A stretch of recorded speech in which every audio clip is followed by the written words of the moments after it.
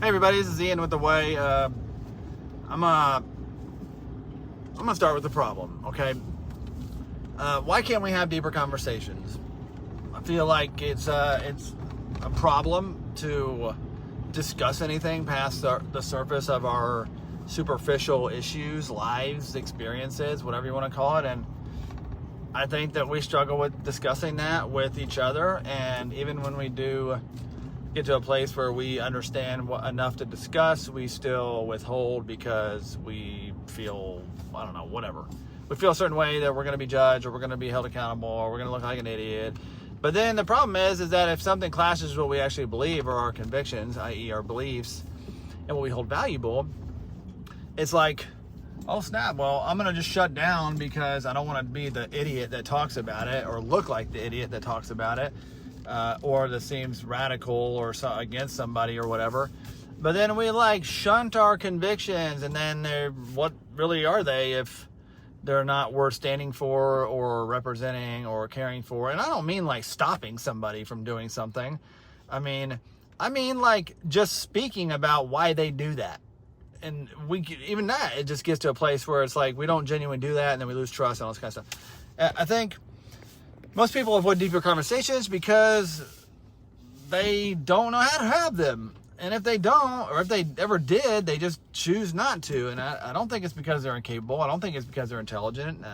I think depth, ultimately, I really think the answer is because depth of a conversation or a thought or of a belief actually exposes something, right? Depth forces clarity, and clarity focuses and forces responsibility.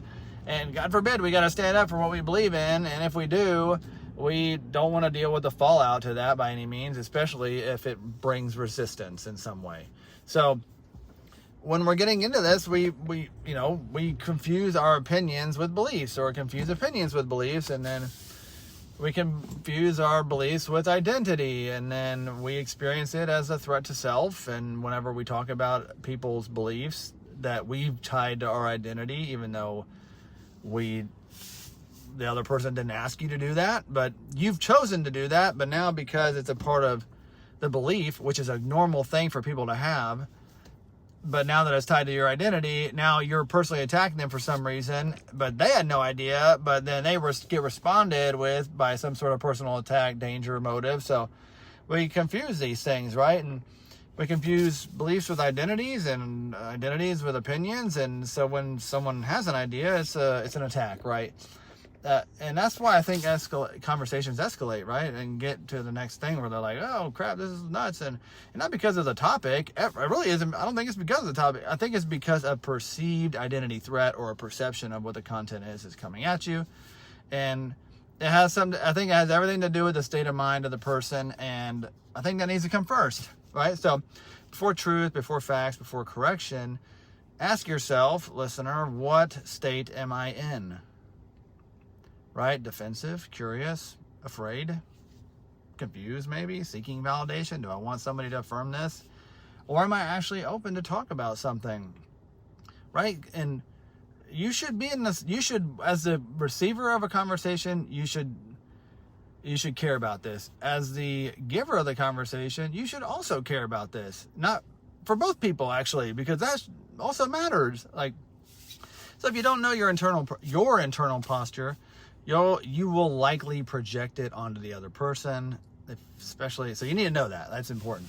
And the cost of avoiding depth, when we truly avoid depth, we avoid deeper conversations entirely. And when we do that, we build this silent assumption instead of clarity. And when we get entrenched in that, then we seem more certain than we are. And then we slowly start filling that certainty with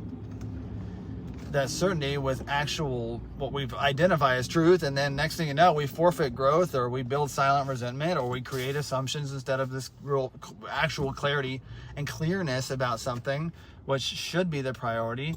And then we get into a place where we operate off of this half truth, right? And then it now is amalgamous, so it's formed into some sort of personalized also half truth.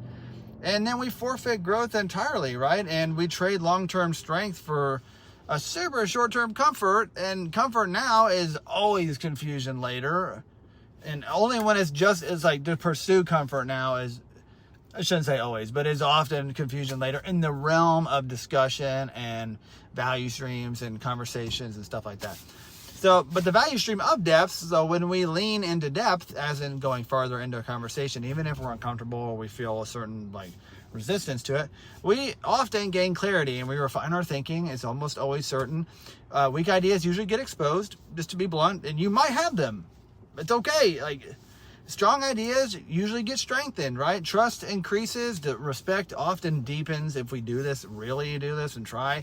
And then an emotional maturity also grows here, right? In yourself and in that person. And then depth produces a durability and a resilience towards other real problems instead of just a conversation about something.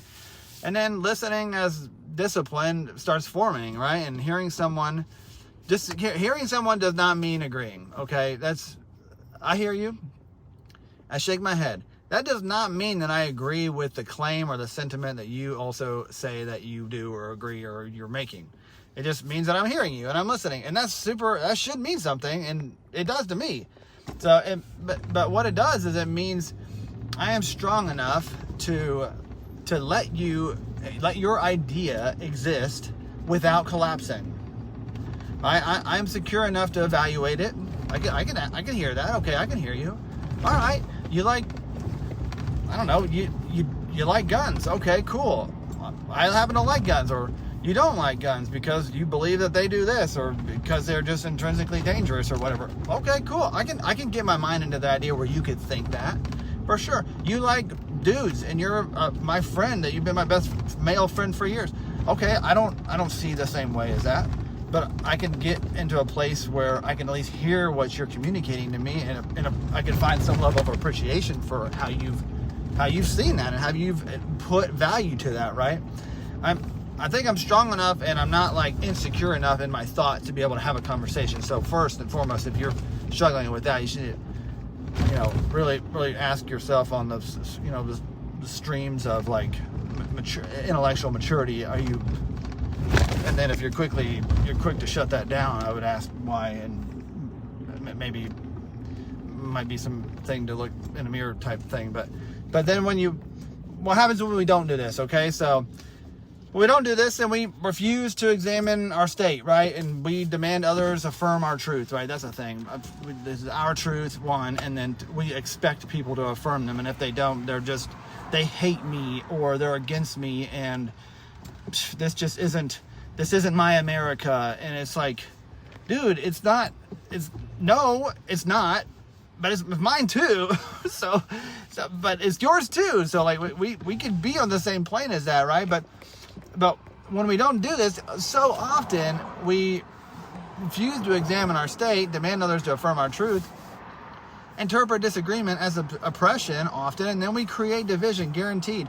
And then we blame the division on others, right? And the real question I ask you guys, ask yourself, right? Do I want comfort? Or do I really want truth? And you're probably, you know what? To be real, like that, the answer to that is what you want. Just to be real, like, do you want comfort or do you want truth? And if you're already trying to find a way to circumvent what truth is and how to like justify the comfort aspects of being in truth, that's okay. You can do it that way. I just asked you, do you want comfort or do you want truth? Not and. So at this point, it's curiosity's sake, ask yourself what that question would answer. Do I want validation or do I want growth? Do I want to feel, do I want someone to tell me and show me that they hear me and see me, or do I want to actually grow and show myself that, right? I don't think you can have both comfort and refinement at the same time. I just don't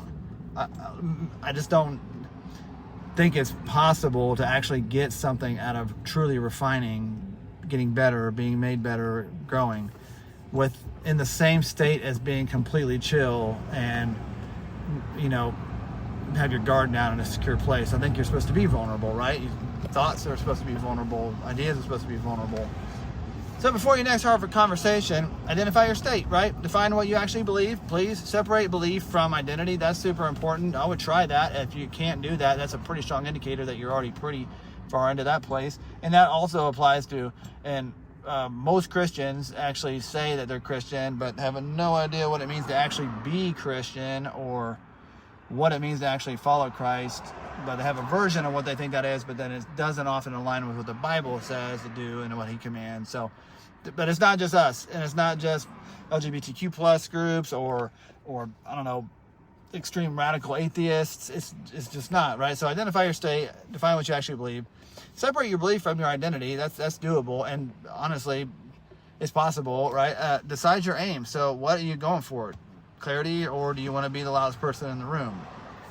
Or commit to listening and fully before responding. Like I would really hone in on just, can there be a sentence that goes by that I don't have to respond to?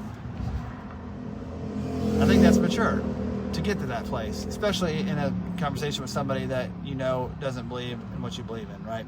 Deeper conversations aren't dangerous, guys. Unexamined minds are, though, I think. And then they get worse and worse and worse. The next thing you know, we wonder, like, why this person picked up a gun and started shooting up the school, because they're just so confused about who they are or what they are or what their society thinks that they are, or they want to show something to somebody somewhere. I don't know. They just read the wrong book in the wrong university one day. But deeper conversations aren't dangerous. I think they matter. They help us, because, no offense, we're not really mature enough or responsible enough to handle the interweaving complexity of a multifaceted network of people in a community that also constantly changes and also constantly questions its own values. And then we want to, like, somehow be confident that we got it figured out and that we're the right people that are in this constantly changing cultural and social dynamic. It's pretty pretentious to assume that. I couldn't even imagine saying that I got it figured out. But unexamined minds are a mess. Death doesn't destroy relationships. Egos do. I mean, everybody can have an ego.